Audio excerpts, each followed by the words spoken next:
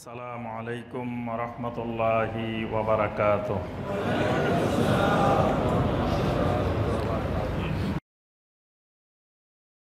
54 নম্বর জাল হাদিস। 54 নম্বর জাল হাদিস যেটা, এটাও আরো খুব প্রসিদ্ধ। এটা হলো গাউস, কুতুব, আওতাদ, আকতাব, আবদাল, নুজাবা। এগুলো শুনে নাই এমন মানুষ খুব কম। যে পৃথিবীতে কিছু গাউস আছে, কিছু কুতুব আছে, কিছু কুতুবুল আকতাব আছে, তারপরে কিছু আওতাদ আছে, কিছু আবদাল আছে, কিছু নুজাবা আছে। এগুলোর আবার স্তর আছে। যে আল্লাহ পাক আল্লাহর প্রশাসনটাকে এইভাবে সাজাইছেন, অর্গানোগ্রাম বানানো আছে যে আল্লাহর এই প্রশাসন কিভাবে চালান। এই প্রশাসন চালানোর জন্য আল্লাহর জমিনে কিছু কুতুব আছে, কিছু গাউস আছে, কিছু আওতাদ আছে, কিছু আকতাব আছে, কিছু আবদাল আছে, কিছু নুজাবা আছে। নাউজুবিল্লাহ, শিরকি বিশ্বাস। আল্লাহ সুবহানাহু ওয়া তাআলা এই পৃথিবী পরিচালনা করার জন্য আল্লাহ পাক ফেরেশতাদেরকে কিছু দায়িত্ব দেন, কোনো ক্ষমতা দেন না। ফেরেশতাদের কোনো ক্ষমতা নাই, কিছু দায়িত্ব আছে। আর মানুষদের মধ্য থেকে, জিনদের মধ্য থেকে আল্লাহ পাক কাউকে কোনো দায়িত্বও দেন না, ক্ষমতাও দেন না। আমার কথাটাকে বুঝাইতে পারছি? যে মানুষ এবং জিন এর মধ্যে নবী রাসূল আছেন, মানুষের মধ্যে অনেক ওলিয়া উলিয়া, দিনদার, সলেহীন, ওলামায়ে কেরাম আছেন। কাউকে আল্লাহ সুবহানাহু ওয়া তাআলা কোনো দায়িত্বও দেন নাই, যুগে যুগে কিয়ামত পর্যন্ত দিবেনও না, কোনো ক্ষমতাও দেন নাই। শুধুমাত্র ফেরেশতাদেরকে কিছু কিছু বিষয়ে আল্লাহ সুবহানাহু ওয়া তাআলা দায়িত্ব দিয়েছেন, কিন্তু তাদেরকে, ফেরেশতাদেরকে আল্লাহ ক্ষমতাও দেন নাই। আল্লাহর ক্ষমতা একক, তাওহীদ। আল্লাহর তাওহীদ হলো আল্লাহর ক্ষমতা একক। আল্লাহ পাক এই ক্ষমতা কাউকেই দেন না, কোনো মাখলুককেই দেন না, কোনো নবী রাসূলকেও দেন না, কোনো জিনকেও দেন না, কোনো ফেরেশতাকেও দেন না। অথচ আমাদের এই সমাজে, আমাদের দেশে যারা বড় বড় বুজুর্গ নামে পরিচিত, আল্লাহর অলি নামে পরিচিত, তারাই এই শিরকি বিশ্বাস মানুষের মধ্যে ঢুকাইতেছে যে আল্লাহর এই প্রশাসন আল্লাহ এইভাবে যে কিছু কুতুব দিয়ে, কিছু আকতাব দিয়ে, কিছু আওতাদ দিয়ে, কিছু আবদাল দিয়ে, কিছু নুজাবা দিয়ে আল্লাহ নাকি পৃথিবী চালায়। নাউজুবিল্লাহ। কোরআন এবং সুন্নায় এই জাতীয় গাউস, কুতুব, আওতাদ, আকতাব, নুজাবা এইগুলোর কোনো আলোচনাই কোরআন হাদিসে নাই।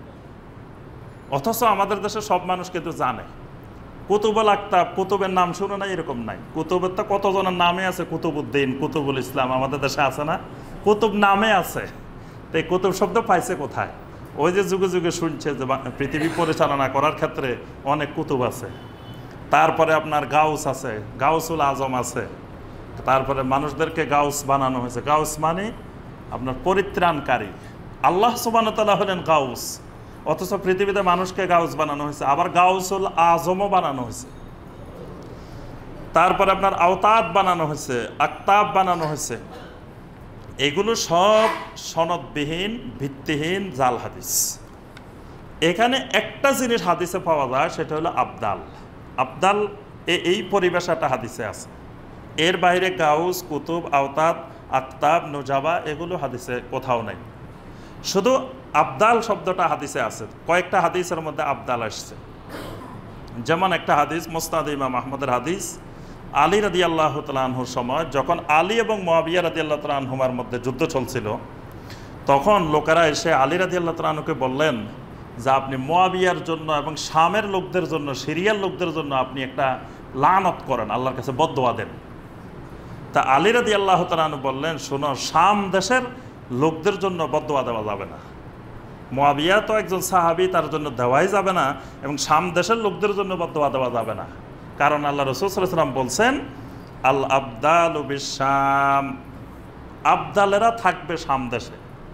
নবী সাল্লাল্লাহু আলাইহি ওয়াসাল্লামের বক্তব্য যে আবদাল থাকবে শাম দেশে, সিরিয়াতে।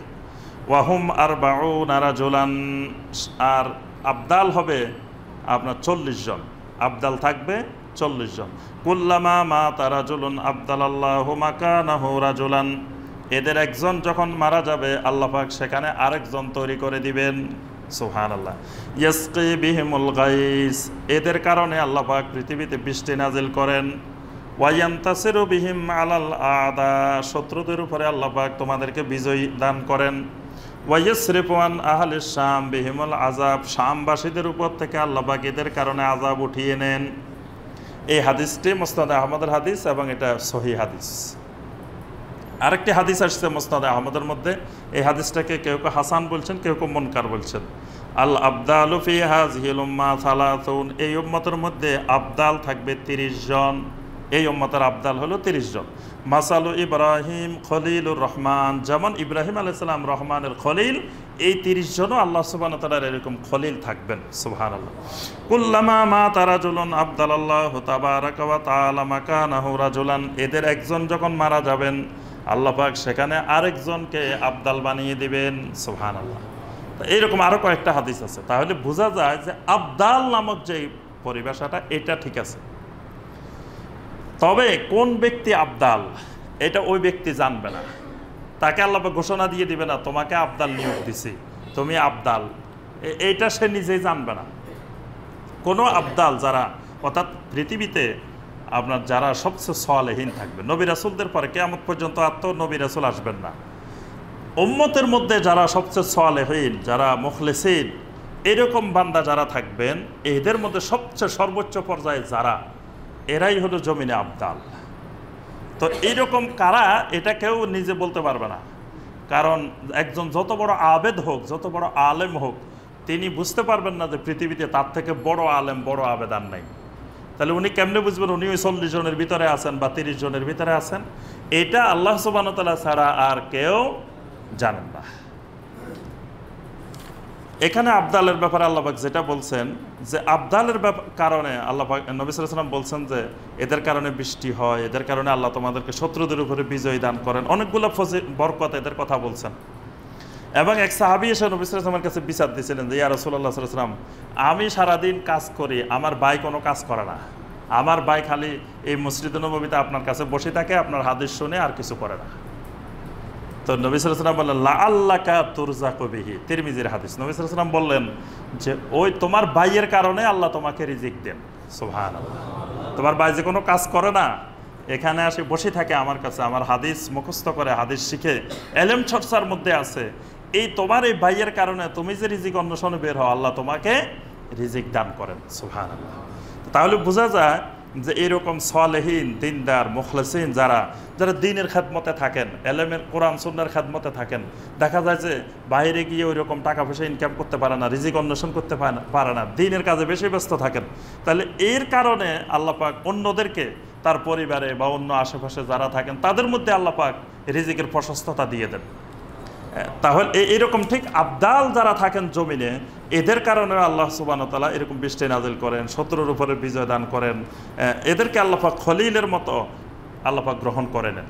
তবে এদের কাছে দোয়া চাওয়া যাবে না, মানে এদের মাধ্যমে, এদের উসিলা দিয়ে দোয়া করা, বা এরা দোয়া করলে আল্লাহ ফেরত দিবেন না, আল্লাহ এদের দোয়া কবুলে করবেন, বা এদের অনেক ক্ষমতা আছে, এদেরকে আল্লাহ পাক পৃথিবী পরিচালনার ক্ষমতা দিয়েছেন, দায়িত্ব দিয়েছেন, এই জাতীয় বিশ্বাস পোষণ করা যাবে না, এগুলো শিরকি বিশ্বাস।